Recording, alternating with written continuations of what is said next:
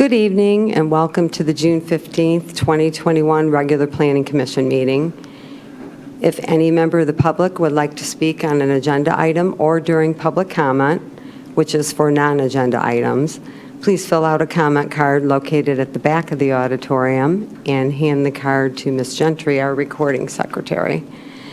You may also be recognized by joining the meeting on Zoom video conferencing and raising your hand in the Zoom application. Members of the public may also comment on an item by sending an email to planning@rochesterhills.org prior to the discussion on the agenda item. All comments and questions will be limited to 3 minutes per person. All questions will be answered together after every person has had an opportunity to speak on the same agenda item. Ms. Gentry, will you take roll call, please? Chairperson Bernardic? Here. Vice Chairperson Cooper? Here. Secretary Kalsunis? Here. Councilmember Commissioner Boyer? Here. Commissioner Jetla? Here. Commissioner Baber? Here. Commissioner Newbauer? Here. Commissioner Slunzik? Here. Commissioner Weaver? Here. We have a quorum. Approval of the minutes for the April 20th, 2021 regular meeting. Are there any comments or corrections? Chairperson Bernavik, Mr. Kalsunis. I would like to make a motion to approve. Okay. And I have a second by Mr. Hooper.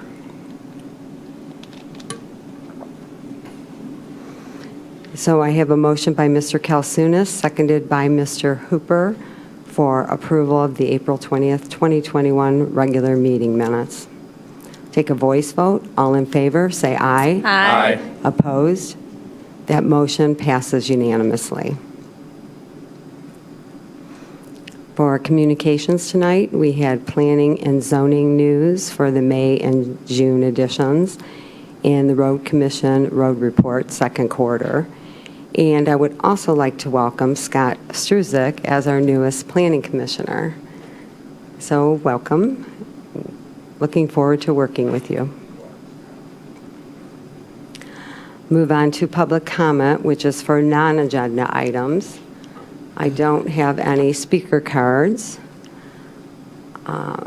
Ms. Gentry, are there any email communications? And Ms. Roediger, do we have anyone raising their hand in Zoom? We do not. Okay, then I will close public comment. Move on to new business.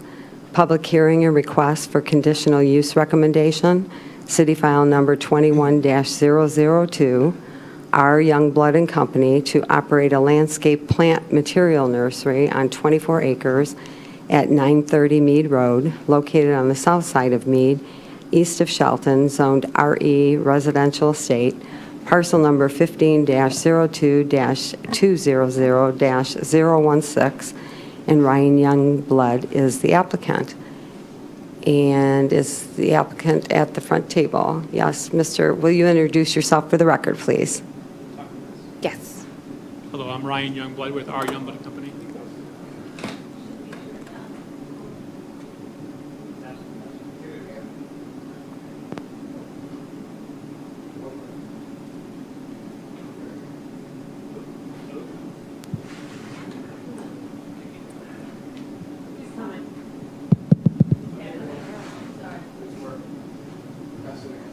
Test. All right. I'm Ryan Youngblood with R. Youngblood and Company. We're located in Rochester, Michigan. Okay, thank you. Ms. Kapelansky, staff report, please. In this case, the applicant is proposing to occupy a 24-acre site. This is located at 930 Mead Road, and it's for use as a landscape materials nursery for a landscape design business. The parcel is currently zoned RE residential estate, and nurseries are a conditional land use in the RE district. The applicant is requesting the conditional use permit, tree removal permit, as well as site plan approval this evening. The proposed use includes nursery plantings, the storage of landscape materials, and a parking area. There's also a hoop house shown on the site. A building is shown for future development only, so that would need to come back for site plan approval should the applicant choose to move forward with that. There are some wetlands on the property, but they are quite a distance away from any of the planned work, so there are no wetland permits required. Tree removals are required, and replacements have been credited on the site. The applicant has reached out to surrounding property owners and to the public as well. And $10,000 will be placed into an escrow fund. This is in lieu of the required pathway along Mead Road, so that if there's ever a pathway system that develops along Mead, the city will have the funds to complete that portion of the path. All review comments are minor in nature, and all reviews are recommending approval. I'm happy to answer any questions. We also have Jason Boughton here from engineering if anything comes up related to that. And lastly, I'll check with the applicant, but we received 2 videos from the applicant describing the project and his business. Ryan, do you want me to play both of those videos? Sure. Okay, so I'm going to go ahead if that's okay. If you hold on just one moment. Yep. Mr. Gaber? Thank you, Madam Chair. Yes, I'd like to recuse myself from this agenda item because Mr. Youngblood is a client. Thank you. Okay, thank you, Mr. Gaber. Okay, you can move forward. Okay.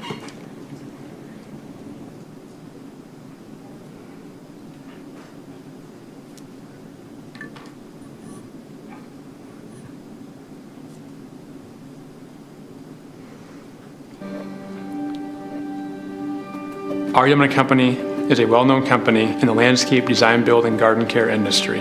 We've been in business for 23 years. We're well established. We're known for bringing landscape to our clients at a much higher level. We have a desire to purchase and use this 24-acre site at 930 Mead Road and be part of the community and part of the neighborhood.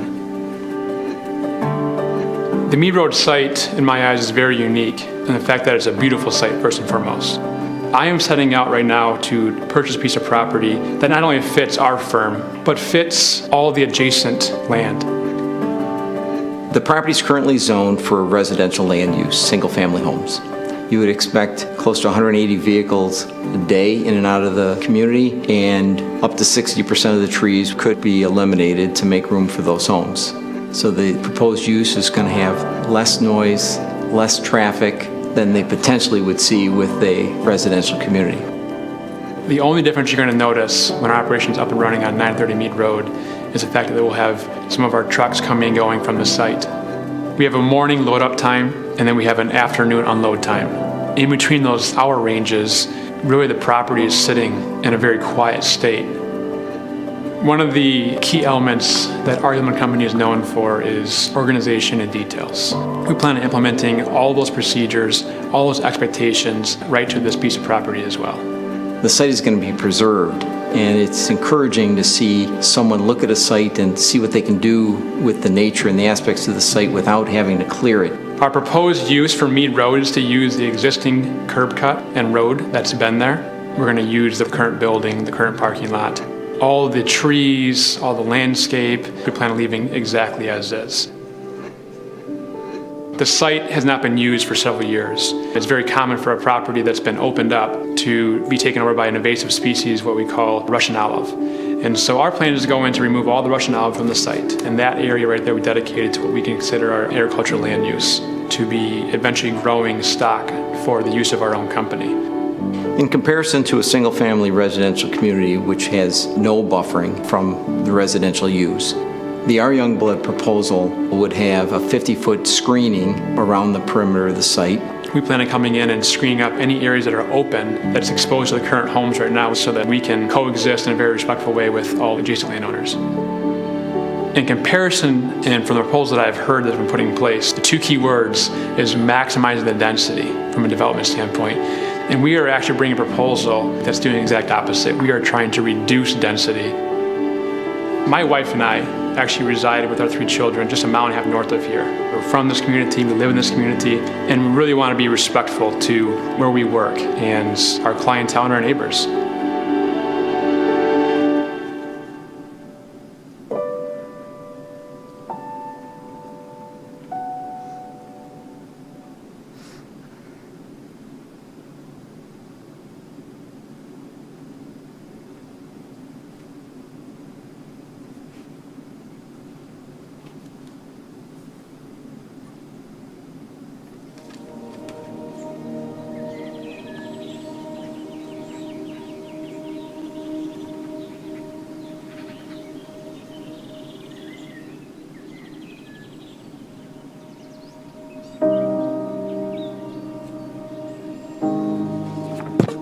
Being in a space that is well thought out that is healthy and vibrant makes us think differently, and it makes us feel differently.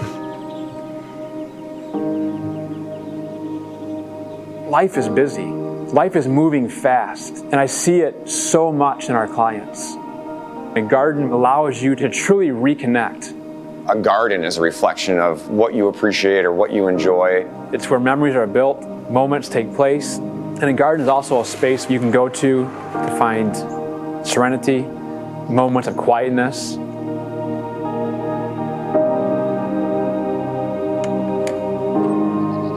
Our first meeting, we're there to listen. It's truly important to us as designers that we understand that we're designing for our client and we're designing for something that they're looking to accomplish. We're not out to be the biggest company out there. We want someone that's going to value what we bring to the table as much as we value what they're bringing to us. It's important that what we are delivering is a great fit to our client. One of the most important questions I ask is going to be, why did you select this house? Why did you select this property? Then you look at the architecture, you look at how that goes with the lifestyle that the family's leading. That's where I begin putting my ideas together. My style is going to lean more towards structure, but it's going to be complementing the architecture. I'm more geared towards a natural landscape that harmonizes with the environment that it's in. And that has become, over the years, the beautiful thing of our design office, is that we have different personalities. So that synergy and that relationship, when they're put together, the end result can just evolve to something that's far more beautiful. We'll spend months and months working on a design, and the communication between the two parts of the company just helps us both to be better. That's what really makes our Young Building Company who we are, is leveraging of each other's talents and strengths. Every project we take on, we try to come together as that team to make that project that much better. Every home we feel has a voice.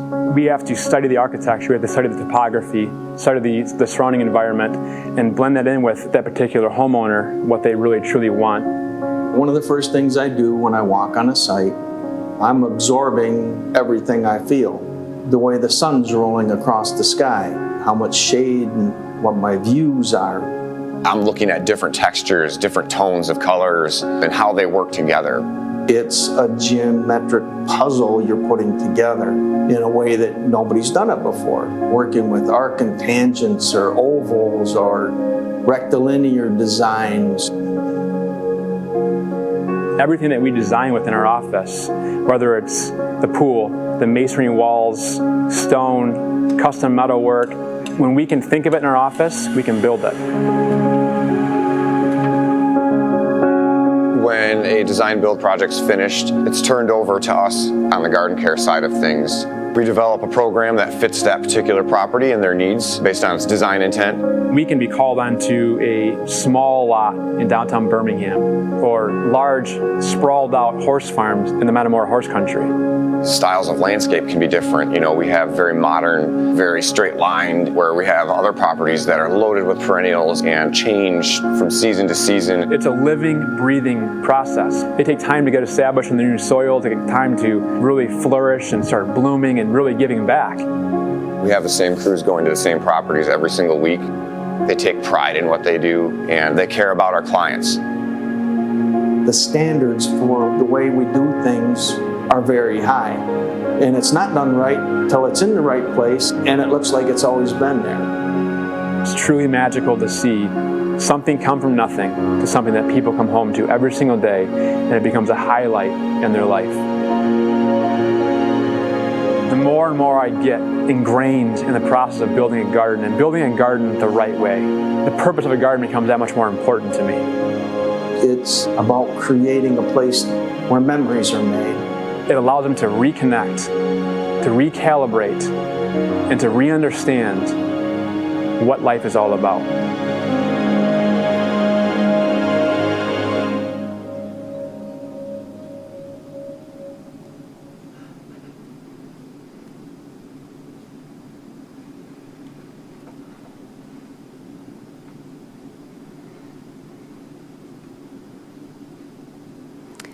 Mr. Youngblood, did you have anything in addition to those videos or any other comment you'd like to make?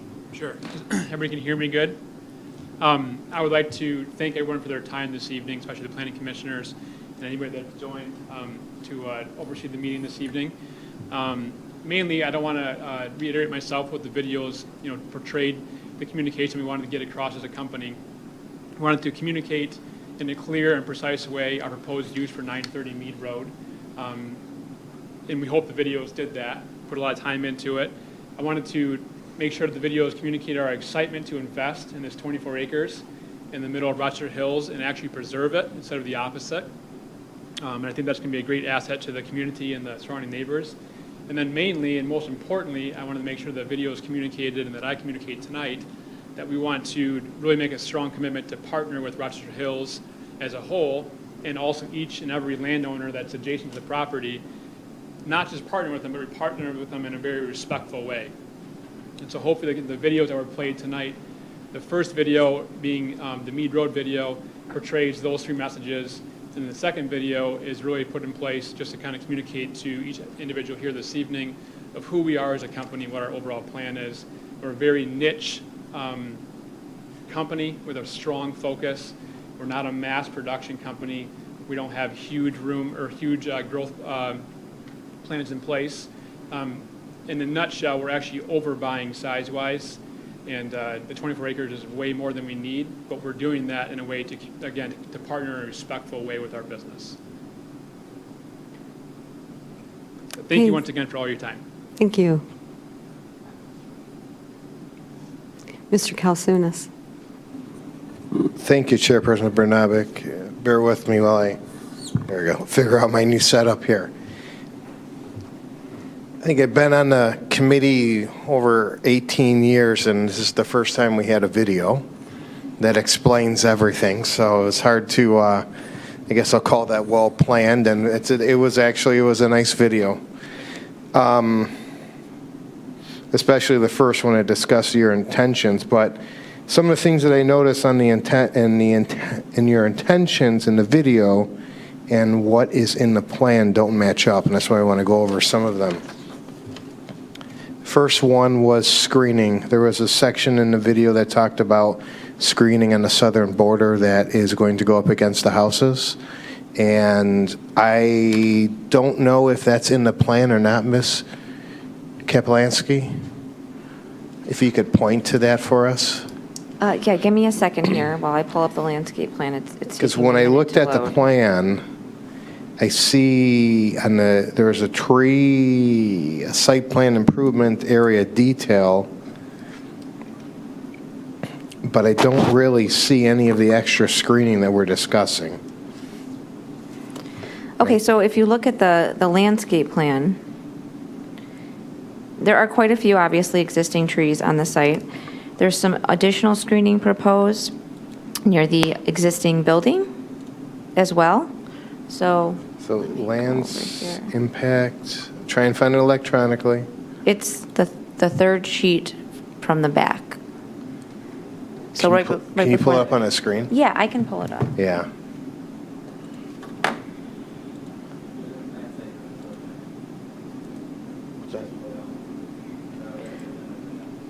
Because I see the fourth. The good news while we're looking is that the screening is definitely in place. Well, that just popped up on my screen and it wasn't there before. Boy, I've been scrolling down the whole time. Okay, so if we could define what are the screening that we're talking about and just point that out. I see there's a row of evergreens that are there. Yes, a row of evergreens. Southern property line. So that's really the largest open space. So that whole open space that's looking into the southern homes is going to be proposed all screened.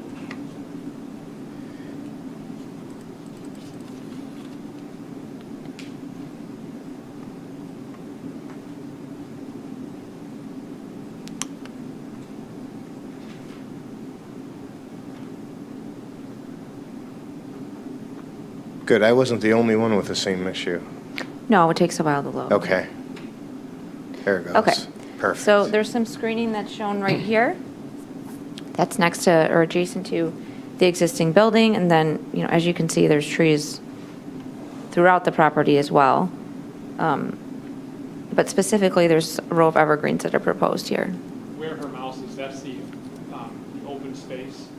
And so we're proposing to spade evergreen trees in there, which obviously will give 12 months a year screening to those neighbors. And it That's goes, open space. yeah, it goes from about here all the way down to here. Okay. One of the other points, just for the record, you're not going to be touching really any tree other than just whatever invasive species that's on the ground? There is, if you look at the site plan, there's a proposed bulk bin storage, and there's a handful of trees that are coming out. And again, the good news report is that they're all what we would classify as less desirable trees. It's exciting to report that every desirable tree that's on this property is not being touched. And I think there's, let's call it 6 to 8 trees somewhere in there, plus or minus, that are coming out, but they're box elders. And Okay. so they're not desirable trees. So the specimens are all being maintained. Okay. Number of trucks. What's the number of trucks we expect to stay there overnight and in and out? 'Cause- Between 7 and 8 is our fleet. okay, so that's a truck and a trailer? Yes. Okay. They look like 24-foot trailers, so pretty long ones? Yeah, plus or minus. And then that's 7 and 8. Is there plans for more than that? Like I mentioned before, there's not a huge growth plan in place because we're a very niche company. So there's not huge plans in place for a huge expansion. Okay. This property is really what it's going to bring to us is it's going to bring what we have right now, and the main intention is to add on the ability to grow stock. Again, because we're a very niche company, a lot of our current growers don't bring in stuff that our clients really go for. So this can give us an opportunity to do the agriculture aspect to our company where we can actually have control of what we grow individually. And where would you intend on doing that on the property? Is that just anywhere on the property, or would you block off certain areas? So as the video explained, the property had been developed, I think, in 2012. And then it was left alone. So in all those areas that were once opened up, I'm so sorry. Could you speak into the microphone just a little bit? I'm having such a hard time hearing. Take off the microphone. Pull it out. much better. Is that better? Yeah, very much. I'm sorry. I apologize. No problem. No, it's fine. So to answer your question, all the areas that have currently grown into Russian olive, which is an invasive species shrub that's probably anywhere from 4 to 6 feet tall, we'll be going in and pulling all those out and turning those into agriculture fields for a growing stock. Okay. So we could expect really anywhere on the property, something could be grown in different patches, what have you? That's correct. Okay. Working with the existing vegetation or large trees, I should say. Then the numbers of employees that you expect to be there during the day? Between 15 and 20, 25.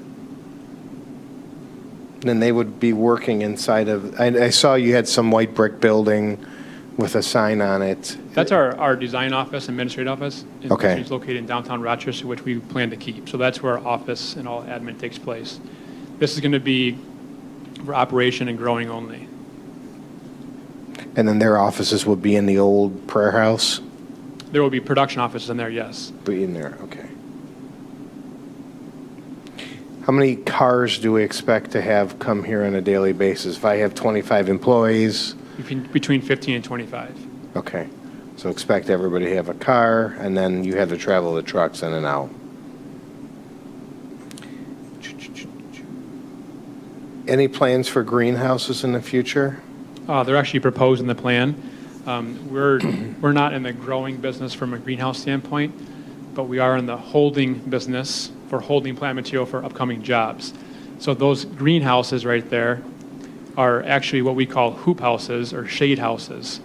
So they look like a greenhouse, except that we have a shade cover on top of them, and they're basically to provide a space to keep plants less stressed while they're waiting to go to the job. So is this, again, and the reason why I asked it, I didn't see it in the site plan as to what the greenhouses would look like. So are there foundations? Are there just pieces of plastic?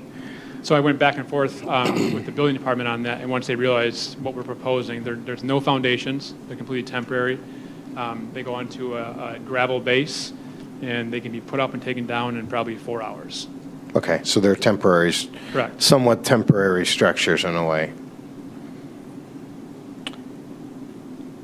All right, that's all I have for now. Chairperson Brnabic, thank you. Thank you. Thank you. Mr. Weaver. Thank you, Madam Chair. Just a couple questions. Nick touched on some of mine, but are you going to be storing like mulch and gravel and that stuff here as well? We are. If you look at the center where the mouse Sure, is right now, okay. that's a concrete pad with the concrete bin blocks. Sure, okay.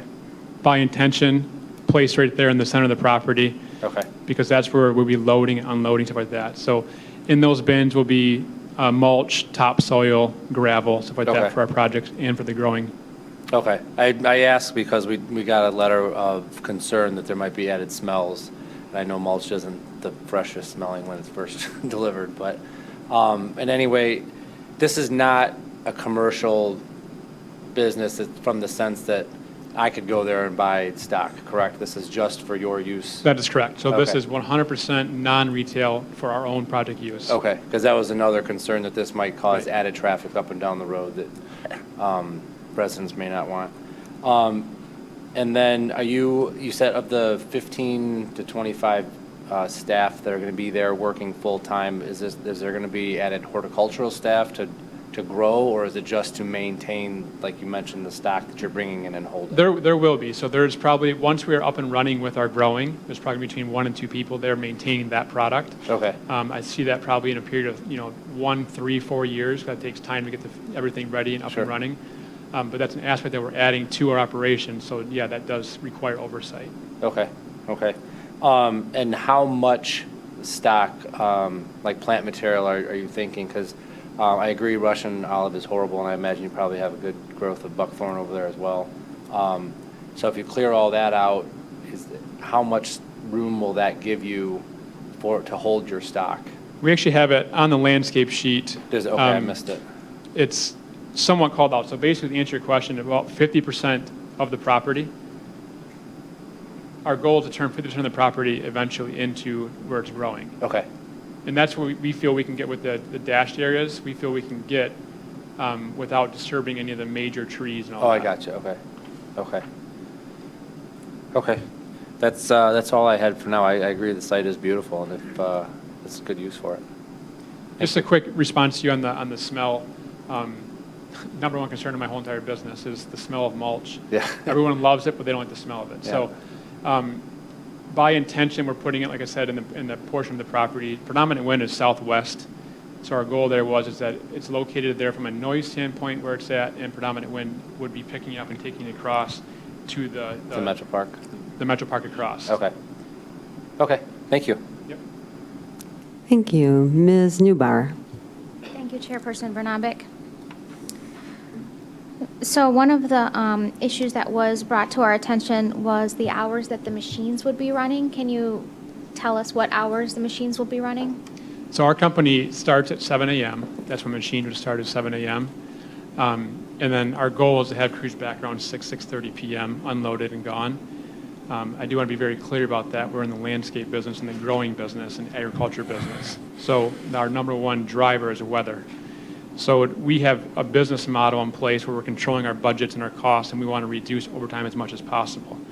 So in a perfect world, which I would say about 80% of the time, our hours are from 7 a.m. to 6 p.m. But if our crews are on a job or we're actually get heavily involved into our growing aspect and rain comes through, we do need some flexibility with that standpoint. But we're a Monday through Friday operation.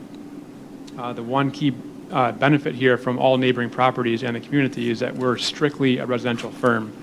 So our clients do not want us there past 6 p.m. So, and they don't want us there on the weekends. So we're strictly a Monday through Friday company with those hours. Okay, and I think you answered this, but I want to make sure that I'm understanding it correctly. You said that there's 2 types of non-desirable or invasive plants that are on this property. Is that correct? I mainly see the majority of it is Russian olive. Okay. Is what's really controlling that property right now. And you were saying that you're going to clear that clear that out in order to resolve the lack of desirability, but also to make room for your work, correct? Correct. And that once you clear that out, 50% of the 24-ish acres will be clean? That's correct. Our goal is to get about 50% of the property turned over to where we can actually use it for agricultural growth. Okay. So environmental science was my weakest subject when I was in biology, so just bear with me. So if you clear out, it's an invasive bush or tree or whatever it is, but if you clear that out, do you have to clear out other trees in order to make space for your work, or is it, I guess I'm just having difficulty, because it's invading something, right? So there's growing trees already there. Will those trees have to be removed as well to make room? So it's a great question. The way the property is, because when they originally developed this property has been attempted to be developed several times, most recently by the Catholic Church in 2012. And if you look back at the site photos, they did a lot of site work to get it developed where it's at. And by going through that process, they removed a lot of trees off the property that were currently there.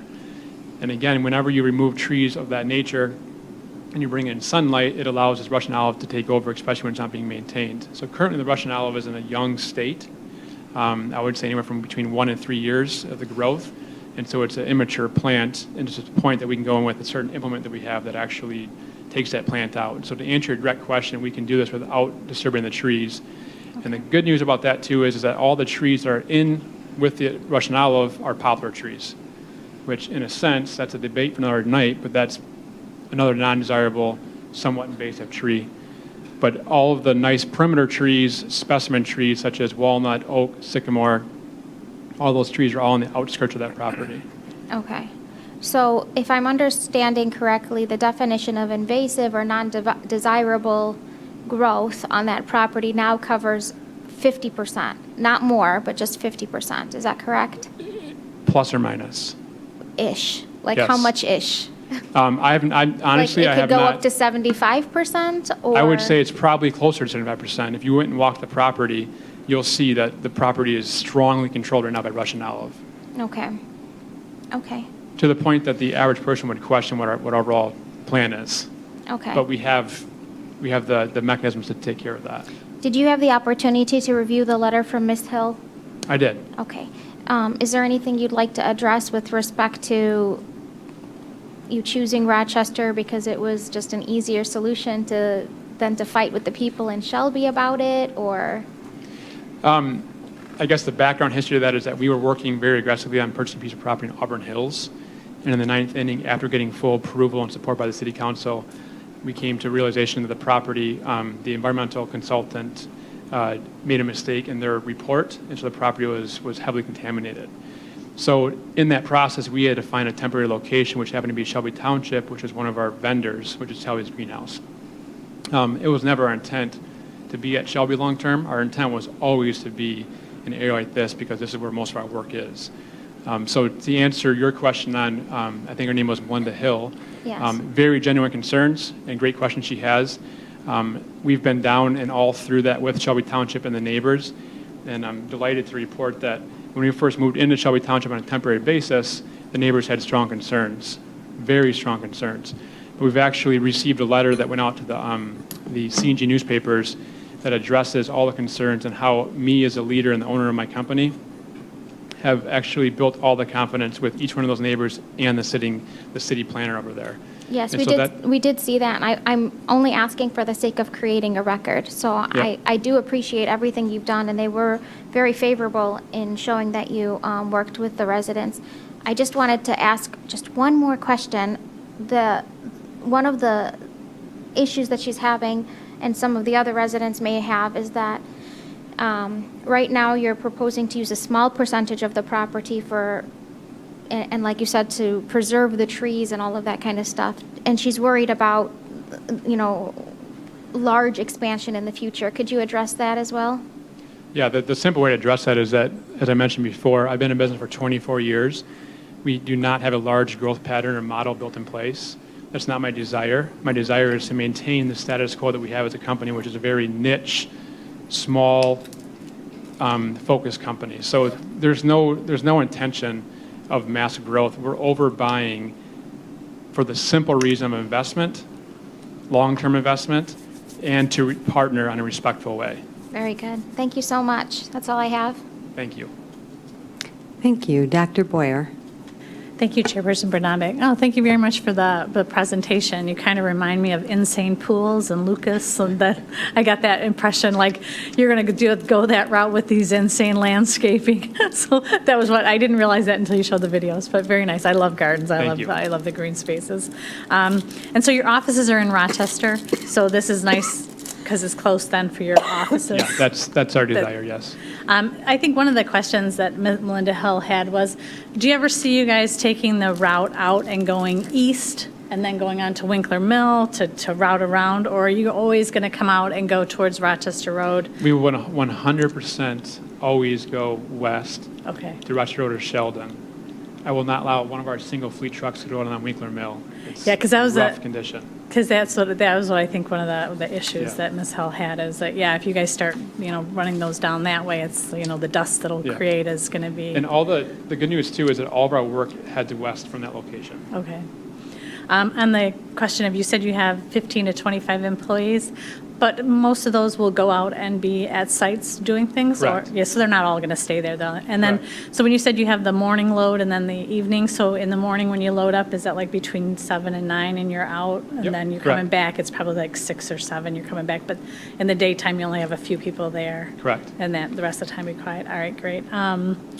And thank you for getting rid of the invasives. The green spaces, we always got buckthorn and Phragmites. So, anytime you can take out those. Do you guys have Phragmites around that pond? There may be some close, not a large population of it, but Okay. that's extremely invasive species. Yes, yeah, we have it everywhere, and we're trying to get rid of it in all the green spaces, and the parks are next, so hopefully we get rid of all that. So the routes, that's great. Thank you for doing all the privacy screening around it too, so the residents will be, screened out from seeing it. And it's nice that you have that low density, you're right, because even though it's zoned residential estate, I'm sure if somebody comes in, they'll want to put in a high density housing in there, so that would be good. I think I just had trails. Yep, that was it. Those are all my questions. Thank you so much. Well, thank you very much. Thank you. Mr. Dutloff. Thank you, Madam Chair. A great way to introduce yourself, Mr. Youngblood, with the videos on that. Extremely well done. And you set the bar real high on this one, so. Thank you. Just a question regarding, it's a seasonal business, obviously. So what happens in the winter months? So the winter months, my company does no ice and snow services. So we are strictly what was portrayed in the video. We're design, build, landscape architecture, and garden care. So in the winter months, it'll be extremely quiet there. All of our production crews are laid off for that 2.5 months, and then all of the management and design staff stays at the Madison office in Rochester. Okay. And you've been in business for, what, 24 years? This is our 24th year, yeah. Oh, wow. I mean, you don't look at that, you look like you're 25 years old, so. I want to record that so I can continue to do Yeah, that. there you go. And I think this is a win-win situation. I think it's a great reuse of, the property. So I commend you for bringing this forth, and thank you for, considering Rochester Hills for your investment. Thank you very much. Thank you. Mr. Hooper. Thank you, Chairperson Bernabek. Just a quick question on the trucks that you have stored over there during your season that you're working like that. Will there be any fuel storage on site? So right now, we do use bulk tanks at our current location. We do not have those on the site plan, so we have to come back to that. I've been working with the fire inspector on that. But the old long-term plan would be desire to have bulk tanks, but all obviously approved and through the city site plan process and with the local fire code. Okay. Well, you're at the site plan process right now. This is the site plan process. Well, we did not include them on the site plan. Okay. Because usually a secondary storage, secondary containment, all that for that. Correct. Yeah. So the plan is to come back at a later date once we know exactly that we do want to have those on this location and where they would be. So we did not include those on the site right now. Okay. So, question for staff, I guess. What that something that's? Yes, so the future building is shown on there as a potential right now, just so we could see as a staff, and you all could see as the planning commission and the city council, how that could potentially lay out. But we've asked the applicant to add a note to the plan as part of the comments that were included for approval, that would be, need to receive site plan approval in the future should they decide to move forward. Because the applicant wasn't prepared to provide elevations or anything like that at this point. So Right. we'd have to take a look at it again if Yeah. they would like to Just put that in place. For the whole, yeah, the issue of secondary containment and whatnot, now with fuel storage nowadays. But, okay, that's it, thank you. Thank you. Thank you. We did receive 2 emails prior to the meeting, one from a Jeff Benedent, and he fully supports this development. To summarize, this type of development sounds much nicer than another residential neighborhood, and he believes that there'll be less impact on the natural look of the community as well as less traffic burden. And as mentioned, the letter from Melinda Hill, she basically was concerned because everything east and west is zoned RE, and she feels that there's no reason that this property couldn't be developed with residential housing. And as the concern was already brought up by Ms. Neubauer, she already asked you the question, but so her concern was that your business seems small, but the size of the parcel allows for a greater expansion. This item does require a public hearing, so I'm going to open the public hearing, and I do have one speaker's card turned in. Nick Loshia? Yes. Up there and speak? Well, I thought there was an I in there. Well, I guess there's not much more I can really add to it. Being a resident on Mead Road, I think it's a very positive addition to the road. I think it will add qualities to the Rochester Hills community. So I'm very much in favor of this investment by Mr. Youngblood. I would like to say that I think some of the cottonwood trees and the nuisance trees, some of the removal of those to put more of a quality native tree in the area would be a very nice thing to happen. And I'm very much in favor and looking forward to all the plans Mr. Youngblood has for this. Thank you. Thank you. Ms. Gentry, do we have any further email communications?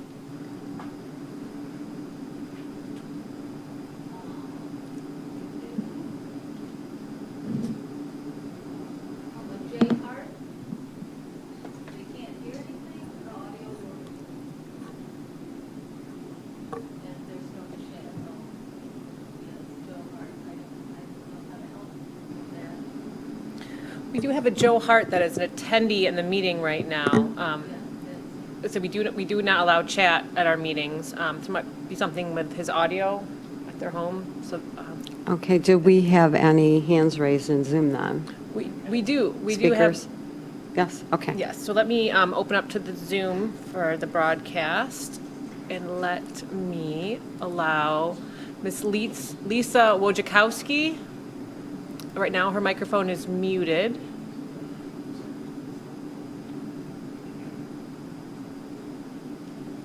I wonder if I can. Lisa Wojciechowski, it's your turn to speak. If you can unmute your microphone.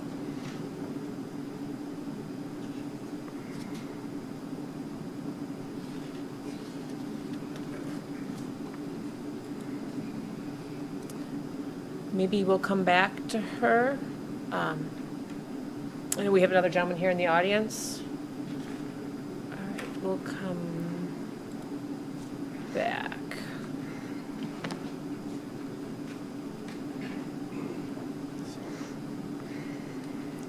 May I speak? Yeah, 1 second here. No, not currently. I will call you up, though.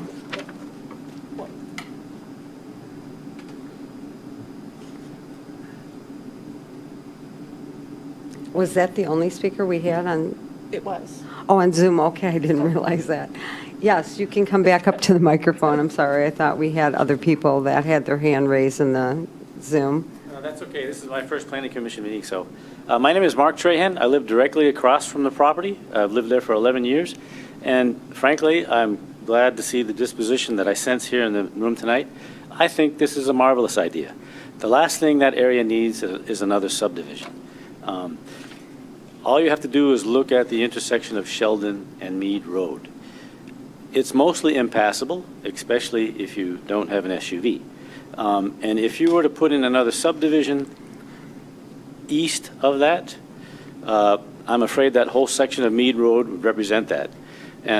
But that's a minor point. I think the primary point is that what Mr. Youngblood is proposing is a marvelous contribution to that whole area being adjacent to Stony Creek Park.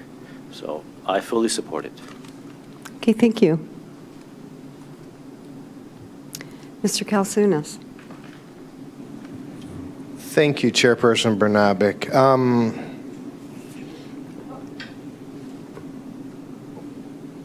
let's try, or do my, once again, voted Lisa Wojciechowski. Still show. She shows muted.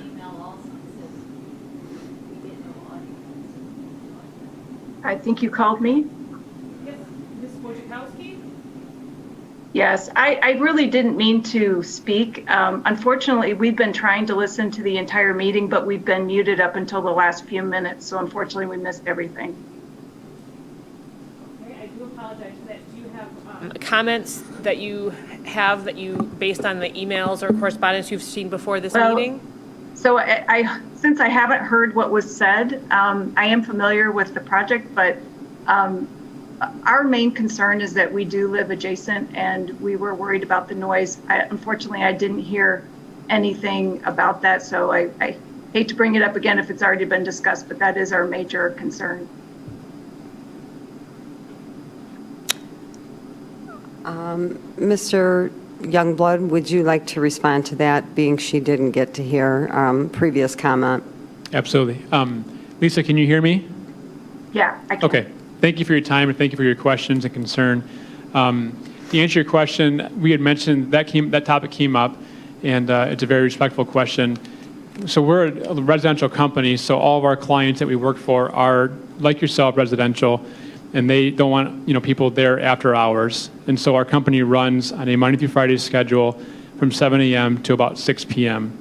In all due respect, I do want to communicate that that's our goal on a weekly basis and daily basis, but because we're in the landscape and agriculture business, we are driven 100% by weather. So there will be some nights that would be a little bit later, but we do have procedures in place that when our crews return and or if we're working with the growing aspect, to understand that we're operating next to residential and to be respectful from that standpoint. On top of that, we'll have screening that's going to block the southern property opening so that Evergreen screening 12 months a year will be blocking off any visual sight into our operation and our growing. So when we're outside in our back patios, would we be able to hear the beep beep of trucks reversing and the rumble of trucks revving up? So the one nice thing is that our fleet, we have no trucks with backup beepers by intention. Oh, good. And we have no large semi-trucks. So all of our trucks are, smaller dump trucks with trailers and or pickup trucks with trailers. And I think you'll find with the production and the quantity of work that we actually do at the facility versus on our job sites will be very desirable to you. If you notice through the video, our business model and our typical project is very large. So a lot of our materials and our equipment is actually staged at our job and are direct reported to our jobs. Okay. All right. Thank you. But again, Lisa, I would like to reiterate that I feel very confident that with our operation, in comparison to a residential development at high density, we will actually be quieter than that. And I'm confident about that. Okay. Well, we do appreciate the leaving the trees, so we like most of the whole aspect of it. Thank you. I look forward to meeting you one day. Okay. Okay, thank you. All right, let me.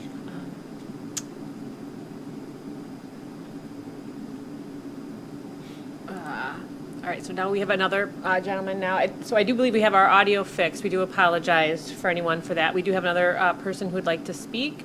Mr. Joe Hart. Mr. Hart, if you'd like to unmute yourself. Yes, thank you. I appreciate it. And yeah, I had sent the email because I did log on around 7 o'clock and the audio from the Zoom wasn't working up until a couple of minutes ago. But I was able to hear the last question, and I had a similar question. I appreciate the answer about the sound. I guess my property does abut this area, I mean, directly. So I'm on Traskey right by this area. What should we expect in terms of the smell? Because there was the conversation, I think I heard something about mulch. And what also could we expect in terms of the noise? I know you mentioned that there will not be rear trucks that will beep, which is fantastic. That's great news. So, I mean, should we even know or hear that you're there? Will it be that quiet, or what should we expect? What is a reasonable expectation? Thank you, Joe, for your question. This is Ryan. Can you hear me good? Yes, I can. Thank you. Okay. To answer your question, I think there's two parts to that question. Number one would be odors and smell. We've designed our bulk bin storage in the center of the property, understanding that predominant winds in Michigan are out of the southwest. So a large majority of the wind are coming out of the southwest, picking up any odors and blowing it into the northerly located Metro Park. And I would say the only chance of any odors would be from our mulch bins, and that's right at delivery, and it'll last for probably a day or two. But again, that's not going to be blowing back into you guys' property. And even if the wind pattern does change, by design, we position that away from you guys' homes for that intention. And as far as noise goes, we communicated that our company is Monday through Friday, anywhere from 7 a.m. to 6 p.m., and there's going to be a buffer zone on that depending on the weather. Again, I think I'd like to go back to answering the question to you, and I've cited this out quite a bit. I think that with our proposed use in comparison to a residential home development at maximum density will be far less of an impact to you and or your family when enjoying time outside.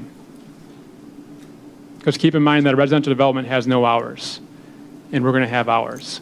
And our hours are majority going to be when most people are doing what we're doing, and that's working within the business hours.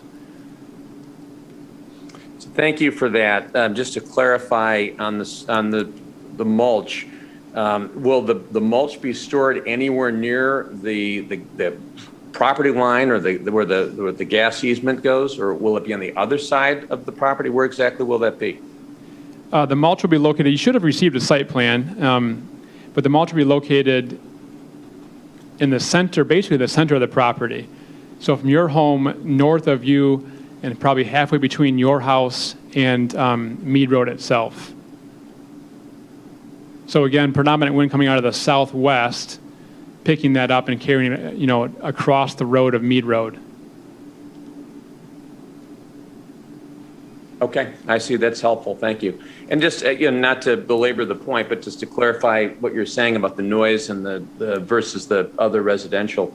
Again, I'm just trying to understand what should we expect, just so we're not surprised. I mean, will we hear truck noises? Will we hear what should we expect to hear, or will we hear anything?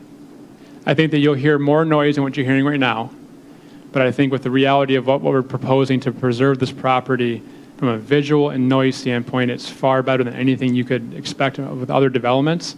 And to answer your question directly, you're going to hear between 15 and 20 vehicles pulling up in the morning time around 6:30 to 7.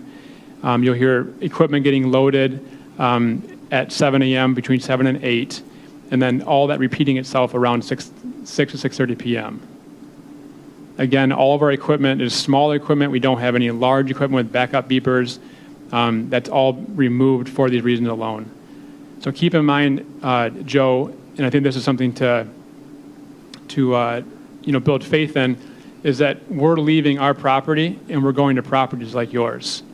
And so our homeowners, just like you, even when we're constructing for them, they don't want to hear, unnecessary noise and backup beepers and all that. So it kind of goes hand in hand with what you'll experience with our operation. Again, I think the advantage here is that we're in the growing business, or we're going to be entering the growing business, and we're in the landscape architecture and design build company or industry, but we're for residential and strictly residential. And on top of that, we're for very high-end residential.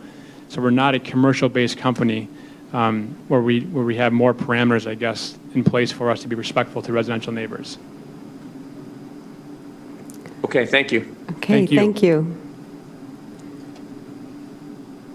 Is there anyone else that was waiting to speak? That is it from our Zoom. Okay, thank you. Then I will close the public hearing, and Mr. Kalsunis, you can move forward. Thank you, Chairperson Bernabic.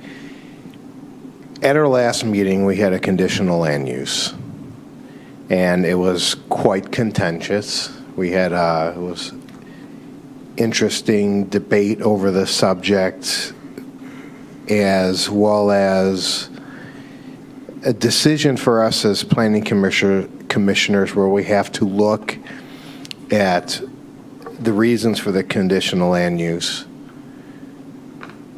as well as how is this going to fit into the environment, how is it going to work with areas around you, etc.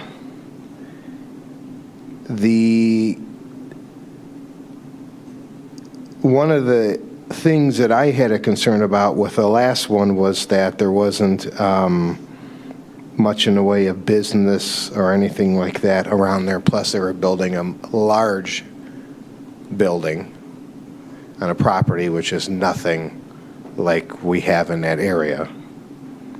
The difference with this one is this particular property is much larger. You don't intend on using all of it, but there will be a lot more vehicle traffic in regards to, I guess, what we have today. And there, you could debate, yes, if it was a RE residential district, you will have more cars in that area, and I think a lot of your neighbors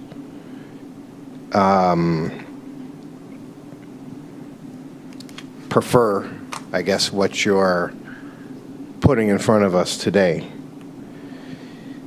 But with that, there was a couple things that I want to talk about. If this does go forward, a couple of the items that I wanted to see as a condition for the conditional land use was that, and I want to add this condition if you agree with it, that this property is for growing and production of landscape material, not for sales traffic.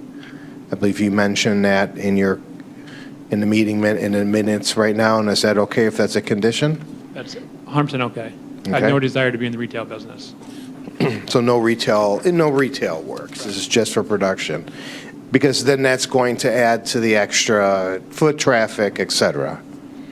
The other condition I want to add was been talking about for hours, and I tried to phrase it in a way, but general working hours would be 7 a.m. to 6:30 p.m. Now, you had Monday through Friday. I was going to propose Monday through Saturday, dependent on the weather. But do you ever intend on doing any work on a Friday? Every single Friday. I'm sorry, on a Saturday. So one thing we have to keep in mind here is that this is a large investment. This is not a small purchase for our company. This is a $1.3 million investment. We're taking it very seriously. And so we're also, if you were to enter into an agriculture area and ask a farmer if he can control his hours, his quick response would be, can you control the weather? So with all that being said, I want to go into this with a respectful discussion and agreement that we will be having hours to respect our operation. But because, like I've communicated twice, we're driven by the weather. And so there's going to be times where we're going to be outside of our working hours, especially in the growing aspect of it. In the actual operation part of it, again, the same clients, the client that we work for, we can't be there after hours. So I don't want to adhere strictly to controlled hours if that's what I'm trying to communicate, because of the fact that we're driven by weather. Yeah, I added on there dependent on weather. Yeah, that's because fair. I understand it. And I guess one of the things would be somebody coming in and just tending to the fields is one thing. Trucks is another, right? Trucks in and out, traffic and all that. That's probably would be, for me, my biggest concern. So we are going to, again, that's why I want to make sure we're on the same page here. This is a large investment for my company. It's $1.3 million, and we're getting into growing plant stock, and we're in the landscape business. So our number one goal, as it's been portrayed through the whole entire evening, is to be respectful to all neighboring properties in our control. With weather driving us, we can't control 100% hours. So what I don't want to do is get in a situation where there's 2 trucks that come and go because we have a need for our growth or for our operation, growing operation, and or landscape architecture operation, because again, we're driven by weather. And so we talk about weather, there's dynamics that kind of linger on from, if there's bad weather on Wednesday, my company may be operating in direct result of that bad weather on Wednesday on Friday. You follow me? Could they be working on Saturday? There's a small potential they could be. So that's the thing, is that when we communicate to the whole entire, all the neighboring properties and the Rochester Hills as a general, is that we're not in the, we don't fabricate granite countertops, for example, inside of a controlled environment facility. We're 100% driven by weather. And so our hours, our business model, by desire, is to have it within the hours we're talking about. And we will strive to do that. We're going to do that for 2 reasons. Number 1, for budget, and number 2, for respect, as we communicate to the community and the adjacent landowners. But I really want to be clear, I don't want to have a strong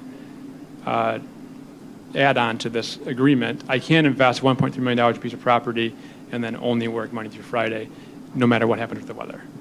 So that's what I have here. I have 7 a.m. to 6:30 p.m., general working hours, Monday through Saturday, dependent on weather. I'm fair with that. Okay. Yep. Because if you do have a weather day and you might have to work a Saturday, I could see that. But I'm really concerned about a Sunday, especially everybody's over the weekend. It's quiet. And truthfully, your customers are your neighbors. 100%. And your word of mouth will spread from there, I guess, on how you work that. The subject of bulk fuels and proper screening, I guess we won't be addressing it today, but there will be sort of a future discussion. Our thought is to get what we have 100% confirmed, what we know is operation, what we want and need. And then with the bulk fuel and the potential expansion of the second facility, we'll circle back at another time for site plan approval on that. Okay. The one thing I guess I would recommend, and the circle back, and don't take this phrase the wrong way, but we're pushing our buildings up against our property line, and people want to push their RVs. You have a big property. If we could utilize some of the middle of the property for potential, the fuels for the buildings in the future, that would be my particular preference. Try to stay away from that southern property line with all of our residents. Yeah, so you can see it. You see where we got it located right there? Yep. And we're locating it there because we're obviously trying to utilize the current utilities that are on the property without having to duplicate all those requirements. Okay.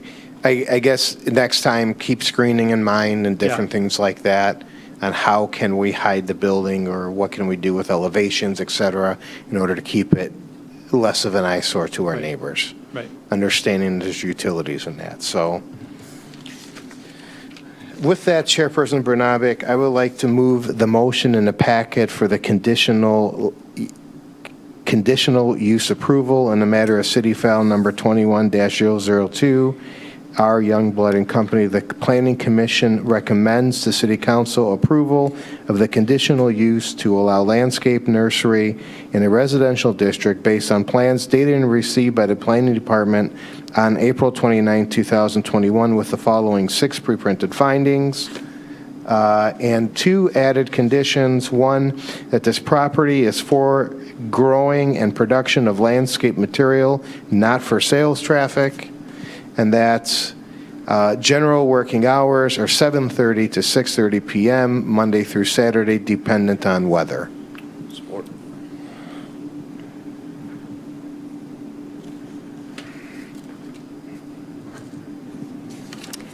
I have a second by Mr. Hooper. Mr.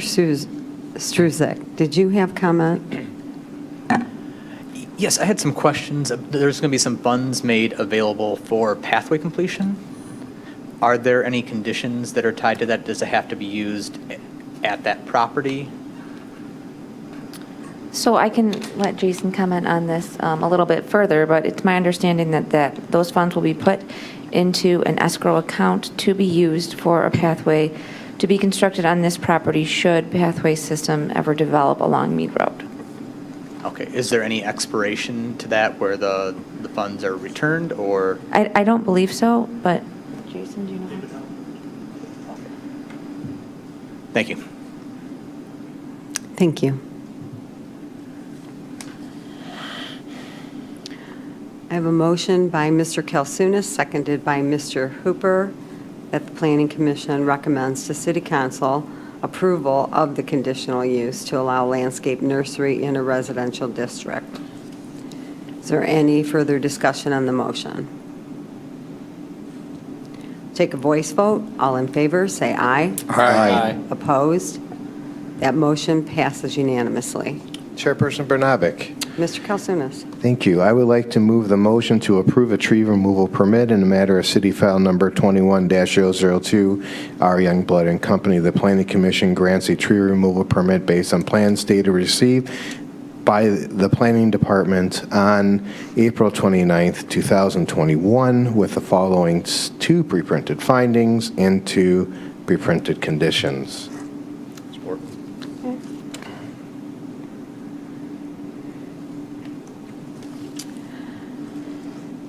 I have a motion by Mr. Kalsunis, seconded by Mr. Hooper, that the Planning Commission grants a tree removal permit. Is there any discussion on the motion? Okay, we'll take a voice vote. All in favor, say aye. Aye. Opposed? That motion passes unanimously.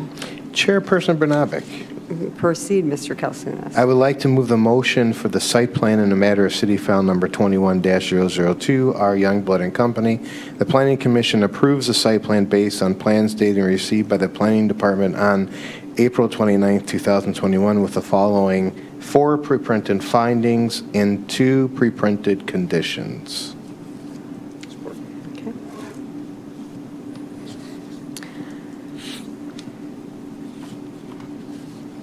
I have a motion by Mr. Kalsunis, seconded by Mr. Hooper, that the Planning Commission approves the site plan. Is there any discussion on the motion? Voice vote. All in favor, say aye. Aye. Opposed? That motion also passes unanimously. And congratulations. Good luck. Welcome. Thank you very Good much, luck. each and every one of you guys. I appreciate your time and your support. Thank you very much. Thank you for Thank your, you. thank you for your investment too in Rochester Hills. Thank you.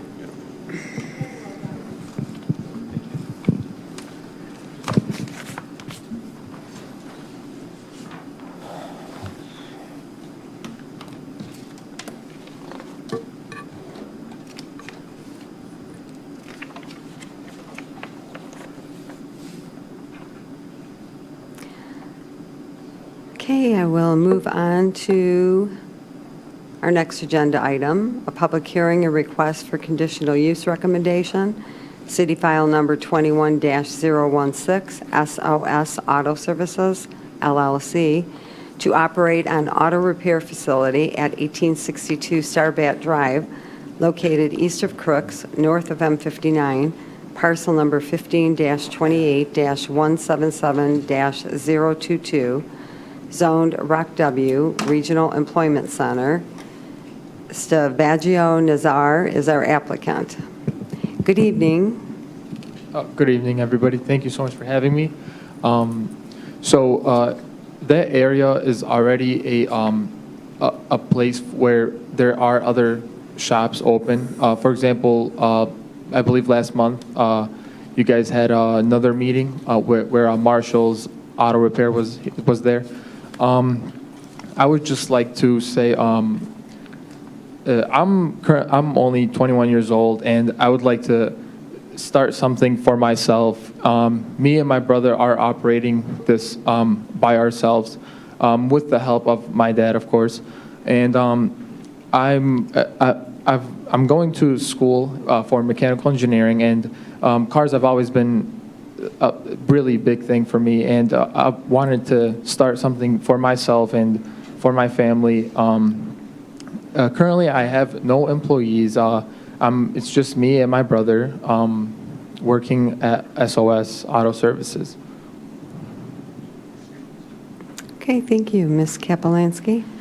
Yeah, just a few things to add. So as the applicant mentioned, this is very similar to a request you saw, I believe it was at the April meeting for the Marshall Auto Repair.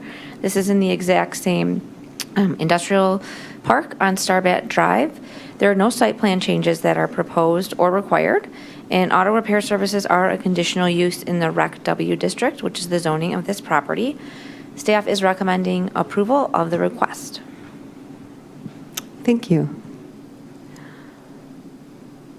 Can you tell me, you mentioned in what you submitted to the city that you'll be doing auto repair and auto sales. Now, you're selling cars online or vehicles online? Correct. Before I had started into the business, I was told that I wasn't allowed to put any for sale signs, and I completely agreed with it. I had plans to not even bring any traffic towards that area because as you guys can see, there's not really much of a parking space or anything like that. So whenever me and my brother, when we don't have school, when we show up to the shop, we either carpool, we take one car, or if we have other things to do, we both go in two cars.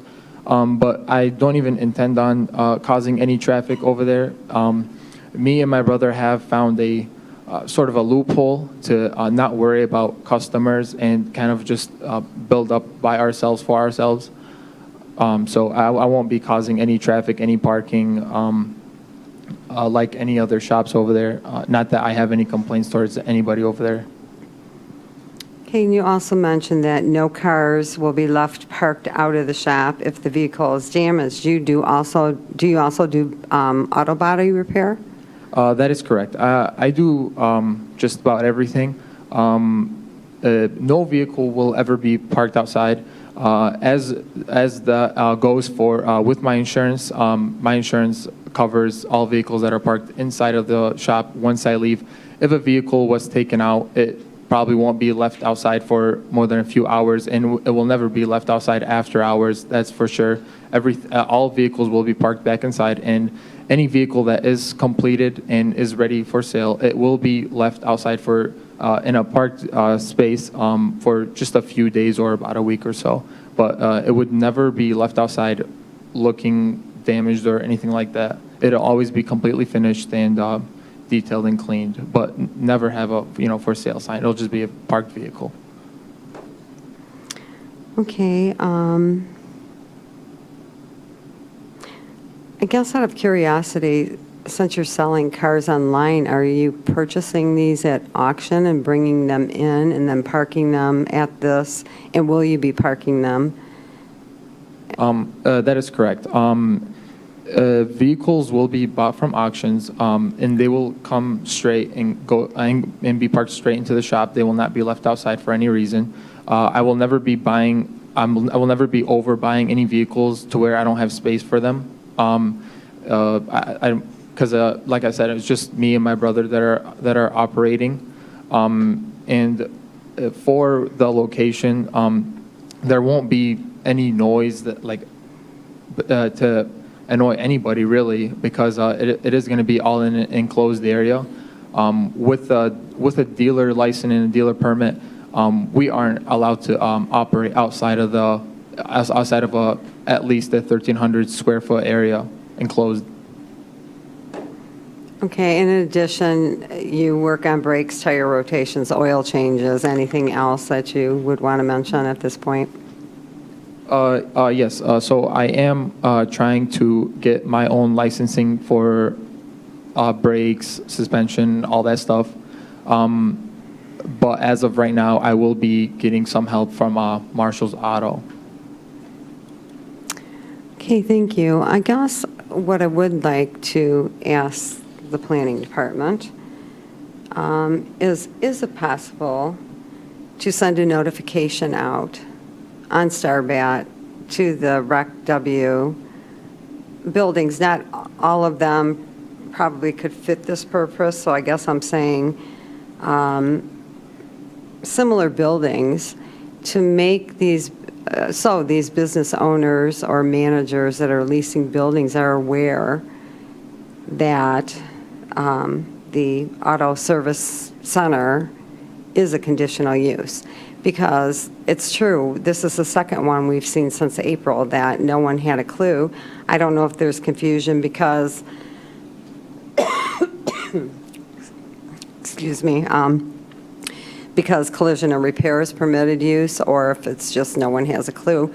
I just think it would be better to create an awareness so that if someone would like to lease another spot in that area, they could inform the person that would like to lease that space that it does require a conditional use, and then they'd have the ability to be here before they sign a lease. Chair Bernabrik, we actually had a meeting recently with the owners, so. Your mic is. My mic is on. Okay, I couldn't Can you hear me? very well. Sorry.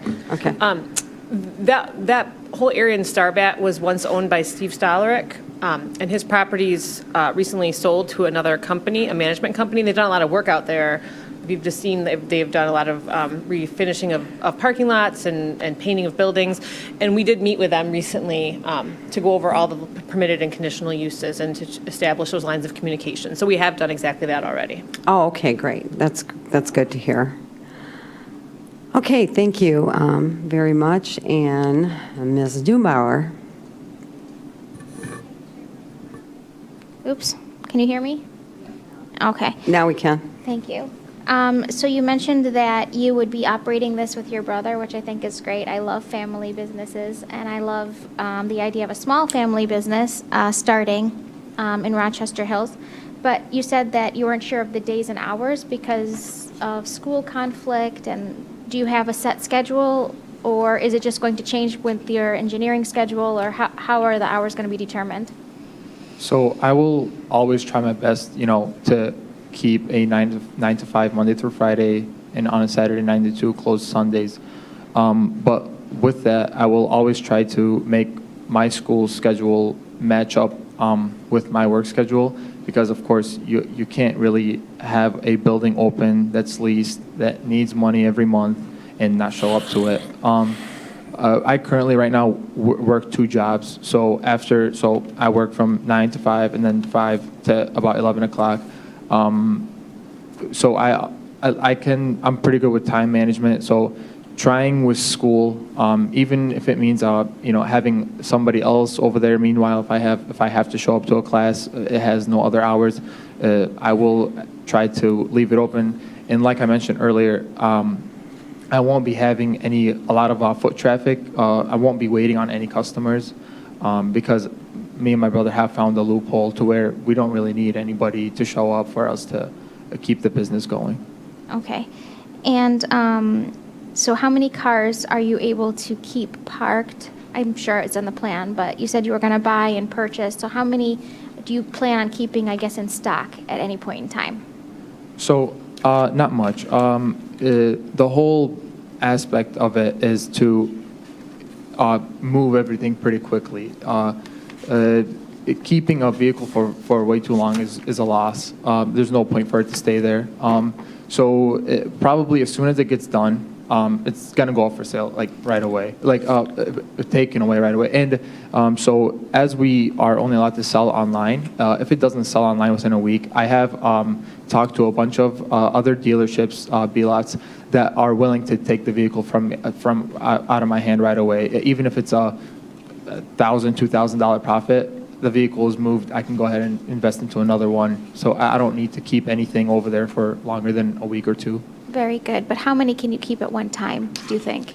So my shop can handle up to 5 cars, which I really won't be needing that many, because it's just only me and my brother. So if I can get 4 cars in there, I'm more than happy.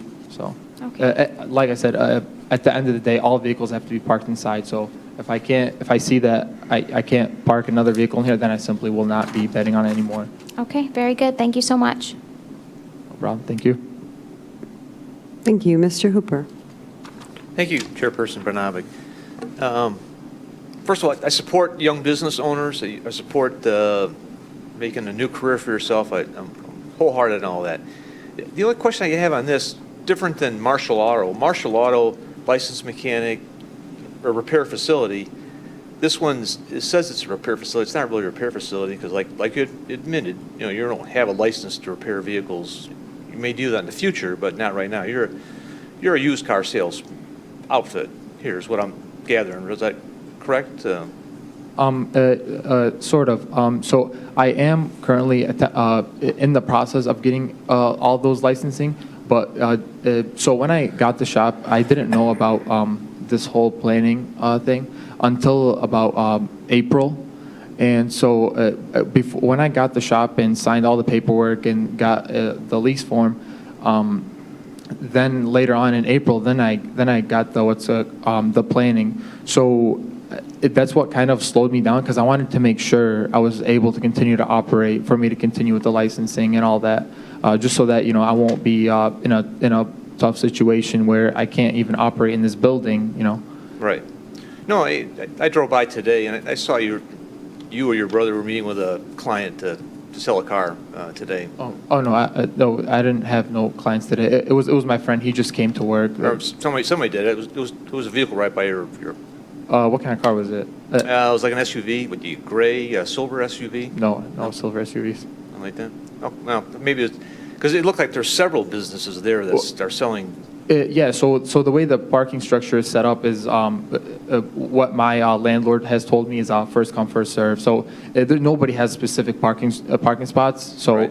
Yeah, so I mean, there's also a few cars there that have been parked for a long time now, and ever since I've been there for about 4 months now, yeah. And they've never even been moved. And I mean, not to my knowledge, but they've probably been there for even longer. But like I said, the parking structure is set up to first come, first serve. So sure, no, I can understand that. I just think there must be an adjacent business to yours, 2 doors down, or something like that, that's doing similar business to what you're doing. Right. Is what it looks like to me. But. Yeah. Yeah. So I don't know about any other business over there that does car sales, but I know about two businesses down. There's like a detail shop. And then adjacent from me is Marshall's Auto and stuff like that. Yeah, Marshall's. I saw them on the other side. Yeah, I'm not too sure. I'm not too familiar with so much with the neighbors, just because as soon as I get into my shop, I kind of just work by myself. Sure. And, yeah. Sure. But so 4 cars. I mean that would fill your space you have inside completely full. You wouldn't be able to move 4 vehicles inside. Right? Not completely. It's pretty. It's actually a pretty good area. Although I only have one entrance and all that, right. I have figured out ways where, for example, like where I place the hoist, I can easily get a vehicle to go underneath it and pass over, and then get another cart to be on the hoist, or I could simply put a vehicle on the hoist, lift it up, and move a car from underneath. So you got it elevated. Okay, I got you. All right, to fit 4 in there. All right. The concern, I guess, that I would have, different than Marshall, which is a repair facility. I understand that. This really isn't a repair facility yet, per se. So this is more of a used car. And not to paint you in a light with we've had other applicants that presented a facility doing similar to what you're doing right now, and it didn't turn out very well. But that's not saying you're going to do that, but I'm just saying that what they presented and what they actually did was completely different than the one that actually happened. So the only concern I would have, I guess, would be, in approval of this is to, have very strict controls on this, that this isn't going to turn into a used car parking lot, and vehicles aren't going to be, there's really no place to show a vehicle on the front of these buildings anyhow, and there's really no purpose in putting a sign on a vehicle in the rear of the property. No one's going to see it. So I understand your online business-only format, similar to what another individual in this community did as well, but that didn't quite turn out to be that way. So I guess if it moves forward, I guess I would definitely have concerns, or I want to put, qualifications on it. This is no more than 4 cars at any time parked inside, not stored outside at all whatsoever. Online purchase and sales, you're not really a large volume operation, nothing like that. And again, I don't want to paint you the wrong picture here, because I support young individuals starting their own company, making a career for themselves. I really do. So, and also, I'm a mechanical engineer too, myself, so that's why we have a common bond here. So. Well, I really appreciate the support. So like I said, I won't have a vehicle, a clean, completely finished vehicle, completely operating, can be taken out for a drive, parked for more than a week or two. Because like I said, anything more than that is simply a loss to me in my eyes. No more than 4 vehicles, because that's what complies with my insurance, and that's just what helps me out in the long run. Because if I have more than 4 vehicles inside the shop and I can't get to them, again, in my eyes, that's a loss. I'd like to keep everything moving as fast as possible. Okay, thank you.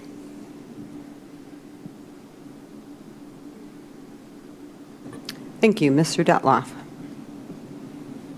Thank you, Madam Chair. I think Dr. Boyer had her hand up, so I don't know if you have a... Okay, I was trying to take it in the order. I don't know if you had a comment before. Okay, thanks. All right. So just to be clear, okay, just to be clear, you're only going to use the facility to sell cars that you acquire through an auction or whatever, yes? Repair, then sell. Okay, so you will be doing some repair work on vehicles that you are bringing in? Tiny bits, yes. Okay, expound on a tiny bit. Obviously, no vehicle will be rolled over or heavily damaged, because that just goes far from what I would like to do. If for whatever reason I have a heavily repaired vehicle, I have many partners that would be more than happy to help me out, repair it, and then I'll take it back in my shop for me to sell it. Like I said, I don't like spending time on a vehicle. If a vehicle spends more than 2 weeks, it's in my eyes, it's a loss. Sure. Because it's just taking up my space and my time at that point. Sure. And you're buying vehicles on a regular basis, a weekly basis, a monthly basis? How are you acquiring the vehicles? I want to say a weekly basis, because I do like to move pretty quickly. So if I can get a car moved out in a week, so I'd prefer another car to be in there, because if I don't have any cars, it's the same way as me having a car and it just sitting there. So I'd prefer kind of keeping a steady flow, kind of like a drive-through. You kind of just always want to have a vehicle move and another vehicle in. Okay, all right. So here's a what if, okay? So if you're buying vehicles on a weekly basis, okay, and it's an amazing week as far as availability on that, and there's some deals you just can't pass up, and it would exceed that number. Do you have another place where you could have those other cars, so that in that rotation you're not exceeding what you're telling us? Yeah, I sure do. I sure do have a lot of places. Like I said, I have already spoke with a bunch of other dealers that aren't anywhere near here. They're more towards Detroit area. Okay. And like I said, if I can't manage to sell a vehicle myself online, they're willing to take it out of my hands right away. So that way I can keep a vehicle moving. And if there's, for any reason, I can't get around to a vehicle, I will be sending it to other places for them to fix it up for me so that I can get rid of it. Okay. And I assume your boundaries go beyond the state of Michigan. You probably have buyers from the region, around the country. How do you do that? I don't know if you guys have ever heard of Copart. It's a auction site, and basically you buy cars from anywhere in the United States, and then if you have won the vehicle, then you get a transporter to transport it to you wherever you may be, or wherever the vehicle may be. They'll transport it to you. Okay. So for example, if you were to have bought a car from Ohio, it'll be like a $300 delivery fee. Vehicle will get to you, you repair it, and so on and so forth. Okay. Well, thank you, and thanks for bringing your business to Rochester Hills, and good luck, young entrepreneurs. We like to see that. Thank you. Thank you. Dr. Boyer. Thank you, Chairperson Bernardic. Well, congratulations on entrepreneurship at 21. That is awesome. And so instead of flipping houses, you're flipping cars, right? You buy it, you fix it up, and you sell it, make a little profit, right? Correct. It's always been a dream to have like Jay Leno, huge garage, and I just love being around cars. I could be there all day. I always wanted to just have a bunch of car collection. So it's kind of like a start to it, So what comes to mind is Dave Kindig, can dig at designs out in Utah, right? So is your future plan, like, once you get the licensing, to maybe do like the higher-end restorations on the cars for, and then sell them for, like $50,000, $60,000 investment in your car? To me, I kind of, being in this generation, I kind of like staying with the newer technology stuff.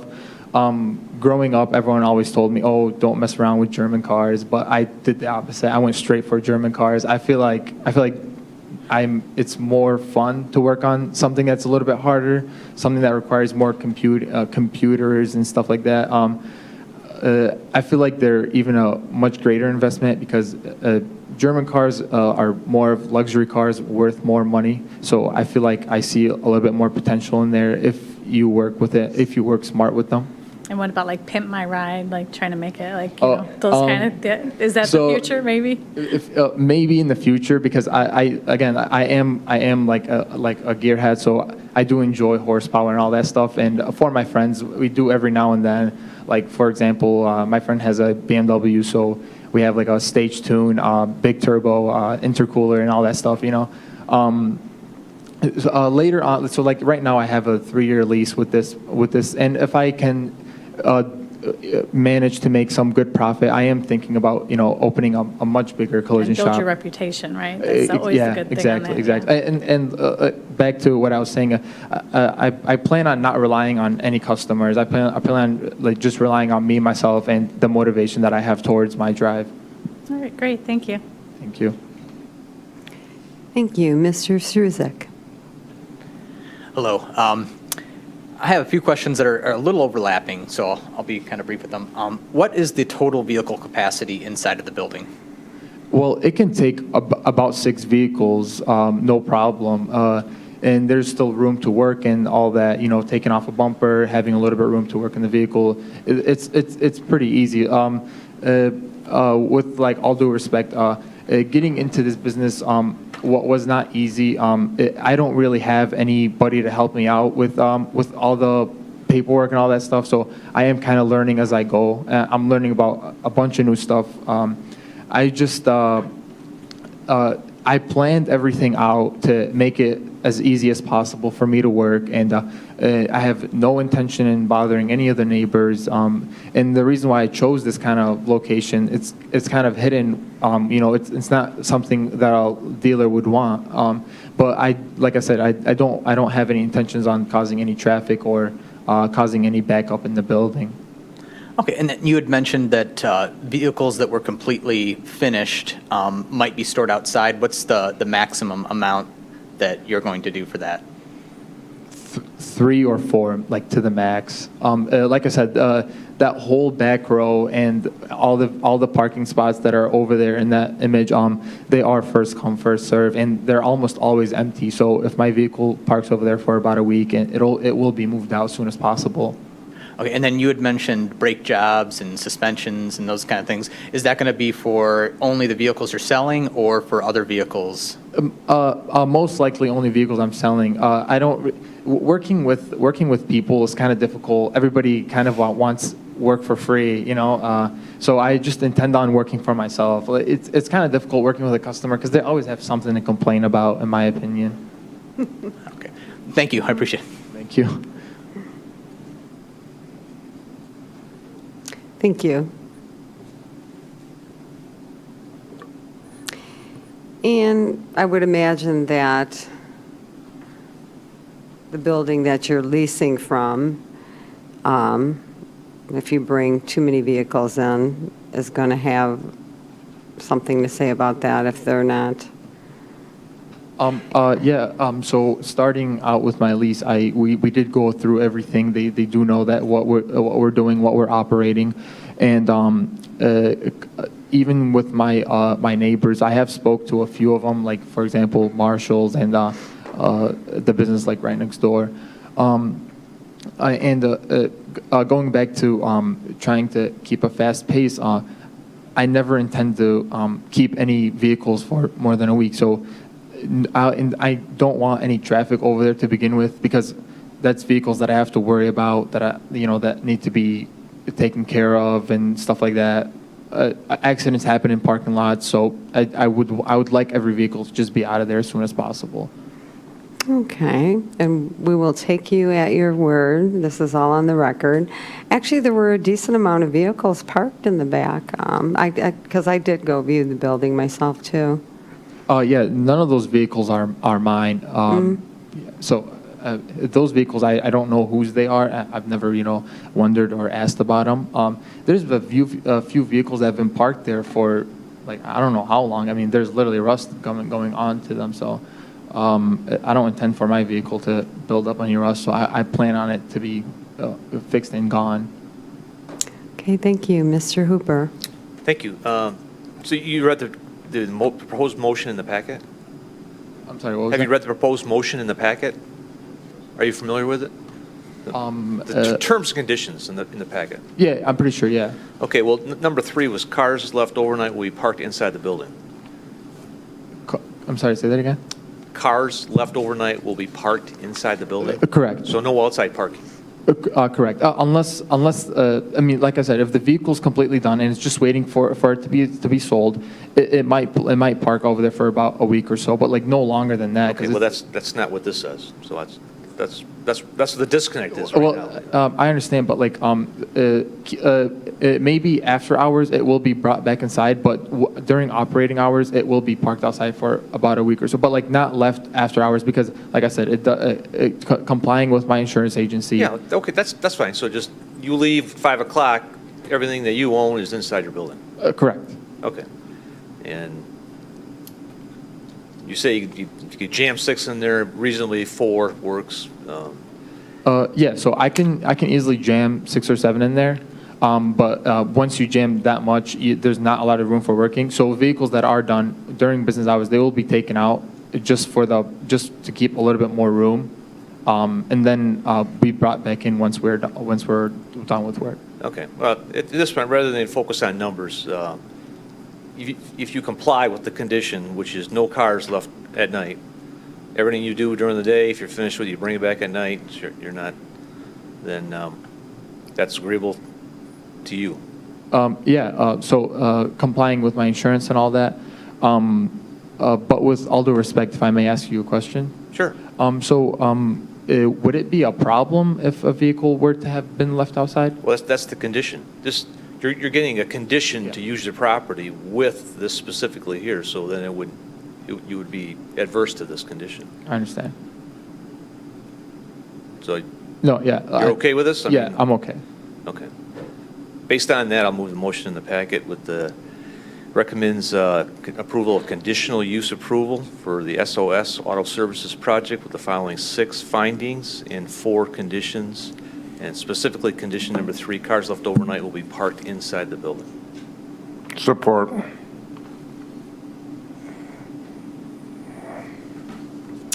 Okay, this item does require a public hearing, so I'm going to open the public hearing. Ms. Gentry, are there any email communications? Okay, thank you. Ms. Roediger, is there anyone that would like to There's speak? none. No hands raised. Okay. And seeing no one in the auditorium, I will close the public hearing. I have a motion by Mr. Hooper, seconded by Mr. Kalsunas, that the Planning Commission recommends to City Council approval of the conditional use for the auto repair facility at 1862 Starbat Drive. Is there any discussion on the motion? Voice vote. All in favor, say aye. Aye. Opposed? That motion passes unanimously. Congratulations, you have your conditional use. Well, this does have to go to City Council, too. It's a recommendation to City Council, so you will have to go there also. But you have Planning Commission approval, recommendation for approval to City Council. So good luck. Thank you so much. Thank you so much, all of you guys, for your time and your approvals. If there's any issues if you guys ever drive by and there's any issues, please notify me right away. I will take care of it instantly. Yeah. Thank you. Thank you. Well, that's Thanks. great. Good luck to you. It's great to know. Good luck.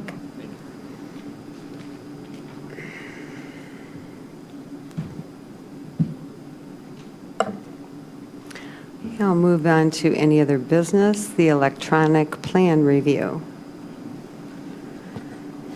Madam Chair. Ms. Kapelansky. Yeah, I'll just note a few things. So you had the motion provided.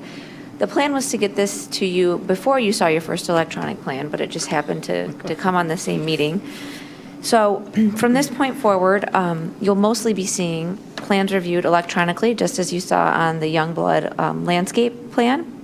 There are a couple projects that were started for review prior to us switching over. So those will continue to come as review letters. And there's a couple outstanding items that you'll probably see come in the old format. But otherwise, we will be making all of our comments electronically on the plans via the Bluebeam software. They're color-coded, so the stamp on the cover page corresponds to the colors of the comments from the various departments. Any comments from ASTI, our wetland consultant, will still come in letter form, as they will not be reviewing the plans electronically. And there was also an attachment to that memo that went over some of the benefits that we've seen so far from electronic plan review. The building department has been doing this for their permits for quite some time now, at least 6 months or so, and they have really seen some advantages over the course of that time. We're still working through some of the bumps in planning since we just started this, but we're happy to move forward with this process and excited to be able to have the chance to see the comments appear on the plans in real time as we're reviewing them. And we can take care of any conflicting comments right away. And applicants seem to be excited to have plans where we're specifically pointing to areas of concern rather than trying to describe them in letter form. That's beneficial to them too. So we'll be happy to take any questions that you might have on this new format, but otherwise we're looking forward to it. Okay, thank you. Mr. Kalsunis. Thank you, Chairperson Bernabic. Ms. Kapelansky, I believe you mentioned there is not a motion in front of us today. No, this is just an FYI. Information. Okay, I heard that, like, where is it? I was trying to look for it. Because if there is a motion, I could usually gauge what the Planning Commission, if they like something or don't like something. And I could tell you what, this is one that I don't think many would like. So it's going to be some easing us into this, because even today, I as mentioned, Ms. Gentry, I felt like I was sort of naked coming in here because I have my packets, my papers, my pens, and everything, and I had to remember to bring a pen, which I was proud of myself for, but I guess be easy on us, and whatever help that we can would be appreciative. Yeah, we realize this is going to be an adjustment for sure, and it's been a big learning curve for us too. So if there's anything that we can do, if you have questions ahead of time or unclear on where the comments are on the plans, please let us know, and we'll help you as much as we can. I'm sure Deb loves it. Oh, yeah. I still have my few paper copies. Thank you, Chairperson Bernabe. Mr. Gaber. Thank you. I think this concept is great, and I think we will get used to it. I do see, some potential for issues. Like, for example, what if you have a complicated site plan where you have a ton of comments? I mean, you're not going to be able to read to basically see the site plan if you have these little boxes all over the place.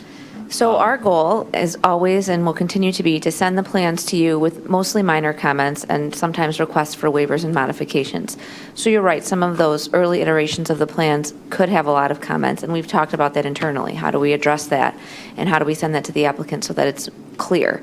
I mean, in cases where there's that many comments, we would probably duplicate a sheet so that you'd have site plan sheet, part 1 and part 2, and people could put their comments on both sheets. But I don't ever anticipate having to send anything to you like that. The things that we send to you should have most comments addressed. So, but if they aren't, would you separate it then? Maybe put Department A, B, and C on this page and D, E, and F on the next page? Yeah, and that's going to be, a bit of a learning curve for us too. If we come across a plan where there's just comments piled on top of each other, it's going to be a little bit of a brainstorm. Do we want to have the 2 separate pages? That's what we've talked about, but how does it work? So it will be an adjustment. And then what do you do if there are multiple reviews? Resubmittals and multiple reviews, some comments are addressed, some aren't. Do you keep updating the site plan as we go along, or how does that work? So the Bluebeam software, when we first receive it, allows us to comment on the plan, and that digital copy of the plan that's commented on is saved in a separate permitting software system that we use. When a new revision comes in, it comes in as a fresh set. So there's the sheets are blank in terms of there's no staff comments on that. So we'll start over again with side-by-side comparisons from our reviewed plan and then the new plan to determine whether or not our comments are addressed. And you would see the latest iteration. So if it's review number 5, you're only seeing comments from review number 5. You don't see any comments from reviews 1 through 4. Got it. So if there's an issue that hasn't been addressed, it just reappears with review number 5. Okay. And the software is such that you keep all the records, so you will know, for each review exactly what happened, and those will be in the, I guess, the permanent file for that item and remain there? Yes, that's correct. Only digital copies, but yes, they will be in the permanent file for each item. The PDF is flattened so that it cannot be edited once the comments are finalized. I see. Okay. Thank you. Thank you, Ms. Roediger. Thank you. I just want to, first of all, thank Kristen. She's really taken the lead from the planning department standpoint. As she indicated, our building department has been kind of light years ahead of us with their BS&A and different things, but really the electronic submittal. I think COVID really kind of propelled us faster. We've been talking about this for years, actually, and I've been warning you that we're trying to wean off paper for a while now. And when City Hall shut down, that was our biggest struggle, was how do we get and receive and distribute paper copies everywhere. And so this technology really not only solved that issue, but as Kristen said, solved a lot of other issues of communications in between various departments, and has been really well received from our applicant pool. So I know there's a bit of adjustment, so I want to thank all of you, because it said, change is hard, and but it's a good thing. And think of all the trees that we're saving by all the multiple submittals that we get. It really could be much more efficient from a staffing standpoint and from the applicant standpoint. And it really puts us at the forefront of, not a lot of communities are doing this throughout the state at the level that we're talking about doing this. So we're excited about it. And again, if you have questions, we're happy to answer, but we appreciate your going along. And if you have, like I said, ideas for improvements, let us know. But really, it is putting us kind of at the forefront. So, Nick, we're helping you expand your comfort zone. Mm-hmm. So that's a benefit. Just one second. Mr. Struzek, and then I'll call on you. Okay. Thank you, Chairperson Brnovic. I want to thank city staff. My preferred method is electronic. Electronic guy. I found while reviewing some of the more complicated documents that using a separate program like Adobe Reader as opposed to the built-in PDF viewer within the browser yielded better results. And if anybody has any technical questions, I can provide free technical support. Oh, that's awesome. Nick? Thank you, Chairperson Brnovic. I guess, Ms. Roediger, the move to electronic is quite interesting, and I understand the recent trend is to create 5-minute videos of every applicant and their attentions, which I highly recommend people do also. we warned him when he submitted that video. I said, you are setting a new bar here. Not everyone has that type of budget. A recent trend as of this meeting, by the way. But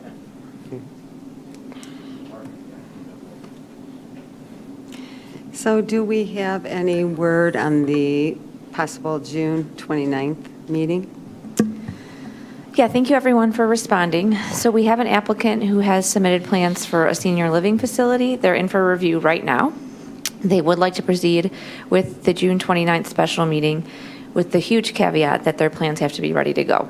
So I'm not going to know that until I think their reviews are due back on, I forget, but it's about 8 business days from now. So I'm not going to know up until pretty close to that meeting whether or not we're going to proceed with that. But I would pencil it in for right now. Okay. Dr. Boyer. Can you tell us if that's the one coming back on Crooks or if that's the one that they're talking about for Walton? The Crooks applicant has withdrawn their application. And then what about the Walton one? So this is the Grace Senior Living. It is on Walton, I think. It's not the one you're referring to, Dr. It's Boyd. not that one. Okay, that's. This is on the south side of Walton, kind of between the shopping center and the church, west of the fire station.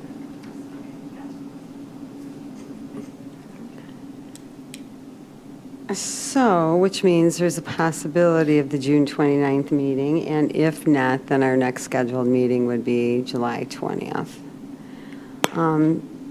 Is there any other comment or any other business that any commissioner would like to discuss? Mr. Kalsunas. Chairperson Bernabic, I would love to make a motion to adjourn. Okay, do I have a second for that motion? Okay.